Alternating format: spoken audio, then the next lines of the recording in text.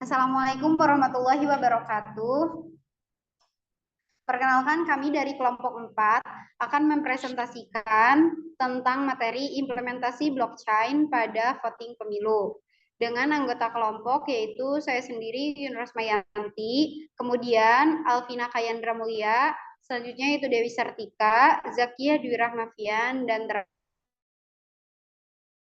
akan dibawakan pada materi kali ini. Yang pertama itu ada alasan, kemudian penerapan, kemudian metode, selanjutnya itu kelebihan dan kekurangan.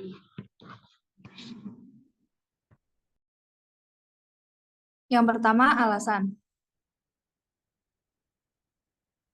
Seperti yang kita ketahui, voting merupakan sebuah cara yang dilakukan oleh banyak orang untuk menentukan sebuah keputusan dalam hal-hal yang penting. Contohnya adalah seperti pemilihan umum dan wakil-wakil rakyat. Selain itu, saat ini kegiatan voting atau pemungutan suara masih dilakukan secara konvensional, yang mengakibatkan banyaknya terjadi human error. Selain itu, juga dengan kegiatan voting konvensional ini, banyak terjadinya kecurangan. Contohnya pada saat pemilu di tahun 2019. Banyak terjadi kecurangan dan banyak anggota KPPS meninggal dunia karena kelelahan.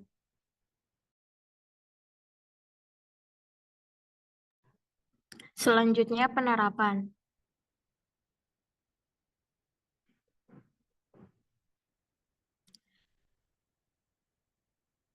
Metodologi untuk mengatasi permasalahan tersebut sudah ada namanya e-voting, di mana e-voting ini merupakan suatu sistem yang menggunakan teknologi blockchain dalam aplikasi berbasis website. Dengan adanya teknologi ini, data ini lebih akurat, tidak dapat digandakan ataupun dihapus, sehingga dapat meningkatkan keamanan dan mengurangi terjadinya kecurangan. Selanjutnya, metode. Isi dari blok yang digunakan pada sistem ini terdiri atas ID node, timestamp, hash block sebelumnya, data hasil voting tiap kandidat, serta tanda tangan saksi-saksi dan TPS.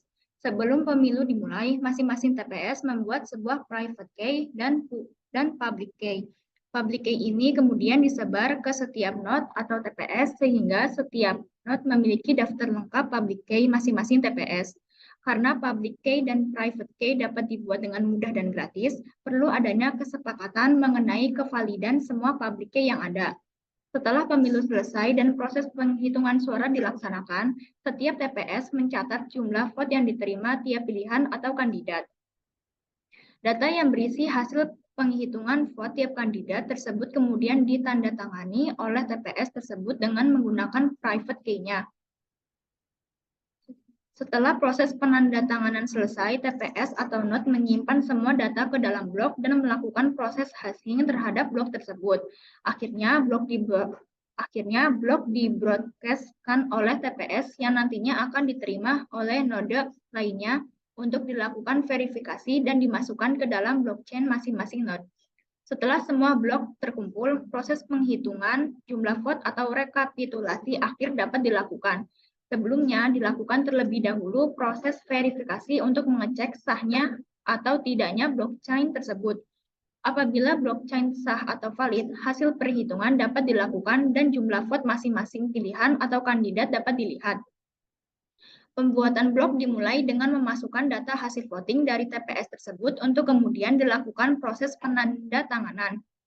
Proses penandatanganan ini membutuhkan private key yang dimiliki oleh TPS tersebut.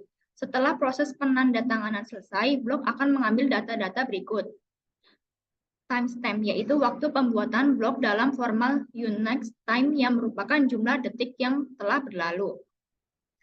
Yang kedua ada data voting, yaitu jumlah vote setiap kandidat yang didapat dari hasil perhitungan TPS. Yang ketiga ada signature, yakni tanda tangan digital yang dibuat oleh TPS menggunakan private key. Data yang ditanda tangan adalah data voting TPS. Yang keempat ada node ID, yaitu identitas node yang merupakan public key.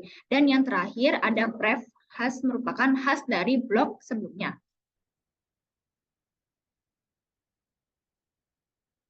Ini adalah hasil dari percobaan kelompok kami.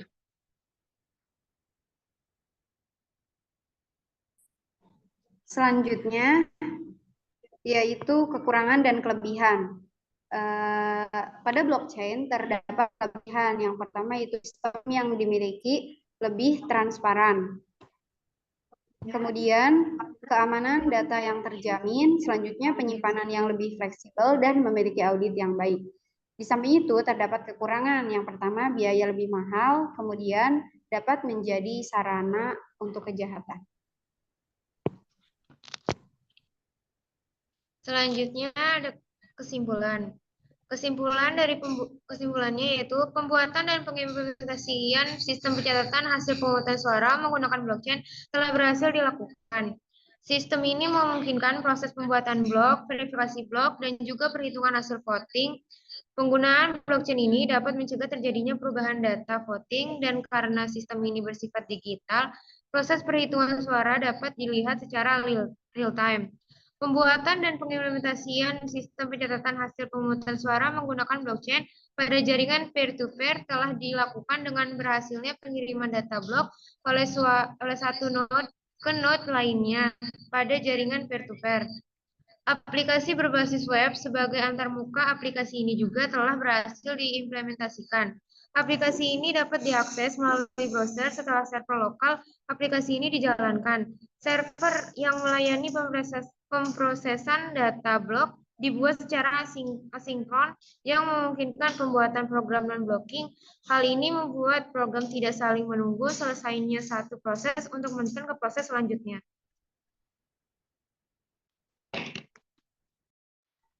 Demikianlah presentasi dari kelompok 4. Terima kasih atas perhatiannya dan mohon maaf atas segala kekurangannya. Wassalamualaikum warahmatullahi wabarakatuh.